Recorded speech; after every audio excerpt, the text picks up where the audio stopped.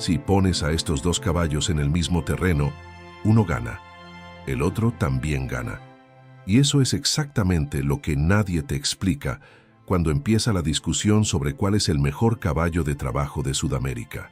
El caballo chileno contra el criollo argentino. Dos razas que vienen del mismo origen, que comparten la misma sangre ibérica traída por los conquistadores en el siglo XVI, que llevan 500 años separadas por la cordillera de los Andes y que en ese tiempo se convirtieron en algo completamente diferente. Uno fue diseñado para dominar el espacio, el otro para conquistar la distancia. Y la guerra que nunca fue la misma entre ellos no es una guerra de fuerza, es una guerra de propósito, una que solo se entiende si sabes exactamente para qué fue construido cada uno. Eso es lo que vamos a resolver hoy. Para entender lo que son estos dos caballos, necesitas retroceder hasta el punto donde eran uno solo, 1519. Los barcos españoles llegan a las costas de lo que hoy es México cargando caballos ibéricos, principalmente de tipo andaluz y genet español, animales seleccionados durante siglos en la península para trabajo en terreno difícil, para resistencia, para obediencia bajo presión. Ese es el punto de origen, el mismo para los dos. Lo que pasó después es lo que los separó para siempre.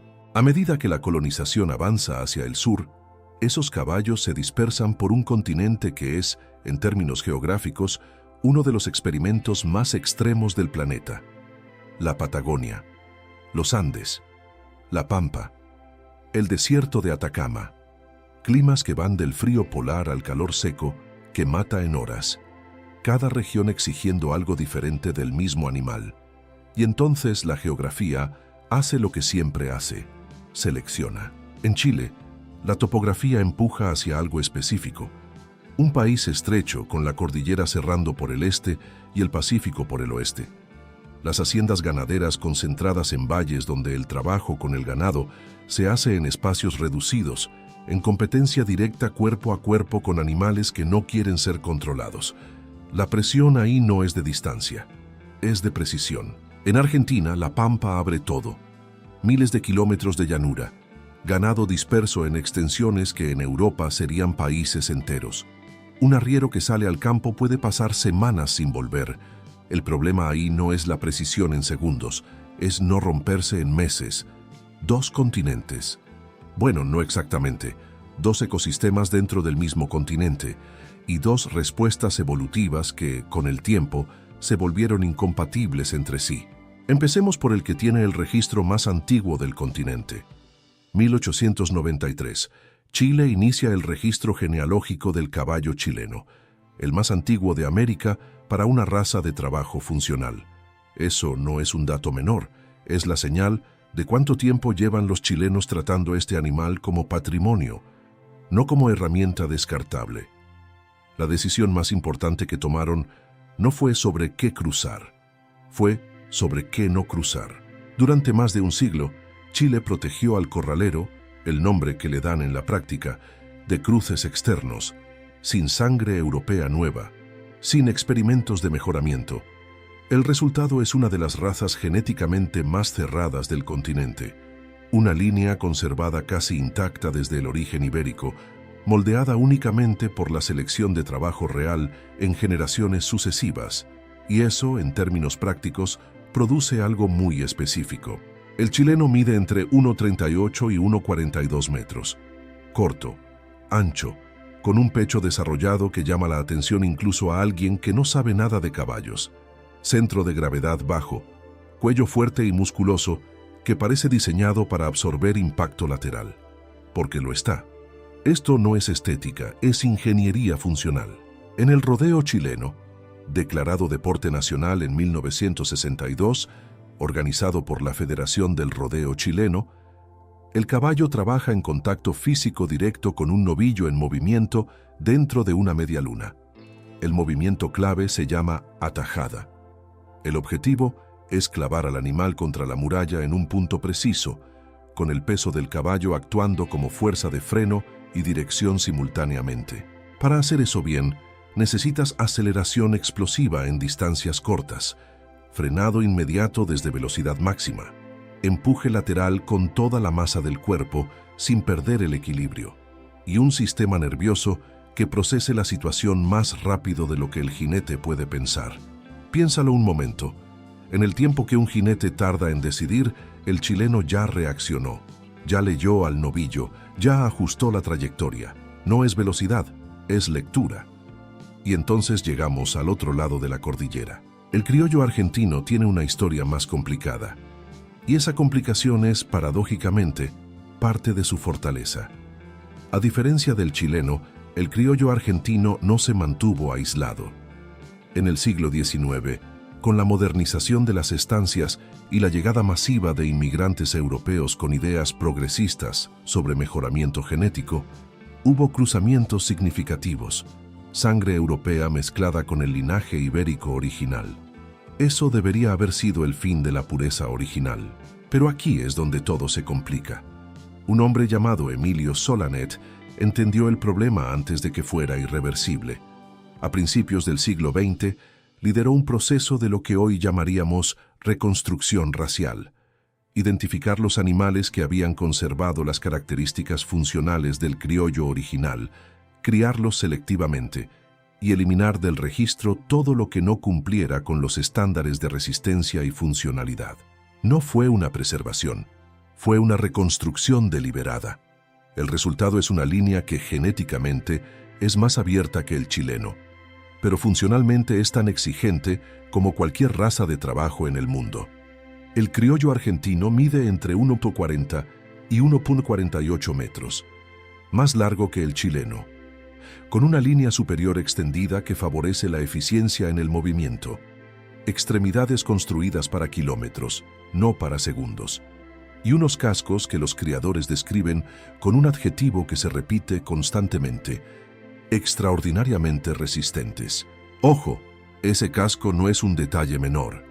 Un caballo que trabaja en terreno duro durante meses sin acceso a herrado frecuente necesita un casco que no se deteriore bajo esas condiciones. El criollo lo tiene. Y eso, en la práctica del campo argentino, puede ser la diferencia entre completar la temporada y no completarla. El temperamento es diferente al del chileno también. Más frío, mayor tolerancia al estrés prolongado, una inteligencia adaptativa que no es la reactividad instantánea del corralero, sino algo más parecido a la capacidad de procesar situaciones complejas durante periodos largos sin descompensarse. El chileno piensa rápido, el criollo resiste más tiempo pensando, y no hay una versión mejor de esas dos cosas. Hay dos versiones distintas para dos problemas distintos. Pero hay un detalle que los libros ignoran cuando comparan estas razas. La diferencia más importante entre el chileno y el criollo no está en la morfología, está en el sistema nervioso. El chileno fue seleccionado para una tarea específica, en un espacio específico, con una duración específica. El rodeo dura minutos, la presión es máxima durante ese tiempo y luego se detiene. El animal que funciona en esa dinámica es el que puede activarse completamente, rendir al límite y recuperarse para hacerlo de nuevo. El criollo fue seleccionado para exactamente lo opuesto. Semanas de trabajo, terreno cambiante, condiciones climáticas que pueden ir del calor seco al frío húmedo en horas. El animal que funciona en esa dinámica es el que puede mantenerse estable durante periodos prolongados sin consumir sus reservas fisiológicas más rápido de lo que puede recuperarlas. Son dos estrategias de rendimiento completamente distintas, como comparar un sprinter de 100 metros con un corredor de ultramaratón. Ambos son atletas extraordinarios, ambos entrenan seriamente, pero lo que sus cuerpos aprendieron a hacer es incompatible. Y aquí está el giro narrativo que nadie menciona. Si pones a un chileno en la pampa argentina por 6 semanas, no rinde como el criollo. Si pones a un criollo en la medialuna chilena, no reacciona como el corralero. No es una cuestión de calidad, es una cuestión de propósito. La guerra que nunca fue la misma entre ellos no es una guerra que alguno pueda ganar. Espera, porque hay algo más. Y este es el punto que destruye cualquier argumento superficial sobre cuál es mejor. 1925. Buenos Aires. Un hombre llamado Aimé Félix Schifeli carga 2 criollos argentinos, Gato y Mancha, con equipaje básico y sale hacia el norte. Su destino, Nueva York. Su ruta, todo lo que queda en el medio. 21.500 kilómetros, desierto, montaña, nieve, selva. Los Andes a altitudes donde el oxígeno se vuelve escaso. El Amazonas con su humedad que destruye el hierro. El desierto de Atacama que en horas puede deshidratar a un hombre. La altitud del altiplano boliviano donde los caballos de otras razas simplemente no pueden trabajar. 3 años después, Gato y Mancha llegaron a Nueva York, en condiciones físicas sorprendentemente buenas. No es leyenda, está documentado, hay registros veterinarios, hay periodistas que cubrieron la llegada, hay fotografías, y eso, en términos de lo que significa para entender al criollo argentino, es irrefutable. Ningún caballo de raza europea completó ese recorrido en esas condiciones. Ningún Thoroughbred, ningún Warm Blood. El criollo lo hizo porque fue construido para exactamente ese tipo de exigencia. No el rendimiento máximo en un día, sino la capacidad de funcionar día tras día, semana tras semana, en condiciones que deberían ser imposibles. Ese es el criollo, no como mito, como dato. Personalmente, creo que el error más frecuente cuando se discute sobre estas razas es buscar al ganador, como si el propósito de un animal extraordinario fuera derrotar a otro animal extraordinario. El chileno ganó siglos de selección en espacios cerrados, en trabajo de precisión, en la competencia directa con animales que no querían cooperar. Ese proceso produjo algo que no existe en ningún otro lugar del mundo de la misma manera. Un caballo que parece leer la situación antes de que la situación ocurra, que ajusta su cuerpo en fracciones de segundo, que trabaja en contacto físico con fuerza y control simultáneos. El criollo ganó siglos de selección en espacios abiertos, en trabajo de resistencia, en condiciones climáticas que habrían destruido a la mayoría de las razas. Ese proceso produjo algo igualmente único, un caballo que no se rompe, que metaboliza eficientemente, que mantiene la estabilidad cuando el entorno exige exactamente lo contrario. Uno no se cansa de girar, el otro no se cansa de avanzar. Y el hecho de que existan los dos, que el mismo tronco ibérico en el mismo continente haya producido 2 respuestas tan distintas a 2 problemas distintos, dice algo sobre la capacidad del caballo como especie para adaptarse que ningún análisis genético puede capturar completamente. Hay algo que los libros de texto no explican bien sobre la historia de estas 2 razas. El chileno llegó a su forma actual por conservación, por cerramiento deliberado, por la decisión de no dejar entrar nada nuevo. Es una línea directa, casi sin interrupciones, desde el caballo ibérico original hasta el animal que hoy trabaja en la media luna. El criollo argentino llegó a su forma actual por reconstrucción, por el trabajo de hombres que identificaron lo que quedaba del original después de décadas de cruzamiento y lo volvieron a construir desde adentro hacia afuera. No es la misma línea directa, es una línea que fue interrumpida y reparada. ¿Y cuál de esas 2 historias produce el animal más auténtico? La respuesta honesta es que esa pregunta no tiene sentido. La autenticidad no se mide en pureza genética, se mide en funcionalidad, en si el animal puede hacer lo que fue diseñado para hacer, en el entorno para el que fue diseñado, con la consistencia que el trabajo real exige. Por ese criterio, ambos son completamente auténticos y ambos son completamente irreemplazables. La verdad que pocas personas están dispuestas a decir en voz alta es esta: el mejor caballo de trabajo cerrado con ganado en espacios reducidos. No existe ninguno mejor que el chileno.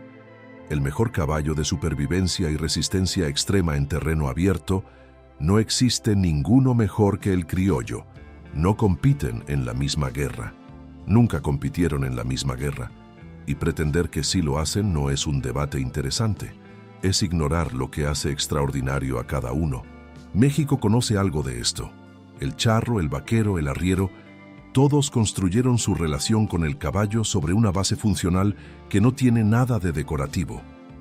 Un caballo que no trabaja no tiene lugar en una tradición que nació del trabajo real, en terreno real, bajo condiciones que no perdonaban los errores. Y eso es exactamente lo que conecta la historia del chileno y el criollo con algo más grande. La guerra que nunca fue la misma entre ellos es la misma guerra que libra cualquier raza de trabajo genuina contra la obsolescencia, contra el tiempo, contra la tentación de convertir en espectáculo lo que fue construido para ser funcional. El chileno sigue trabajando en la medialuna. El criollo sigue probando su resistencia en marchas de 700 kilómetros con control veterinario riguroso. Ninguno de los dos es un animal de exhibición disfrazado de caballo de trabajo. Son lo que siempre fueron, y en un continente que construyó su historia sobre el lomo de un caballo ibérico que llegó hace 500 años, eso no es un detalle menor, es la historia entera. El verdadero rey no es el caballo, es el entorno que lo crea. Y en Sudamérica, ese entorno produjo dos reyes para dos reinos distintos. Si llegaste hasta aquí, ya entiendes algo que la mayoría de las discusiones sobre estas razas nunca llegan a resolver. Cuéntanos desde dónde lo estás viendo, porque esta historia tiene que llegar más lejos.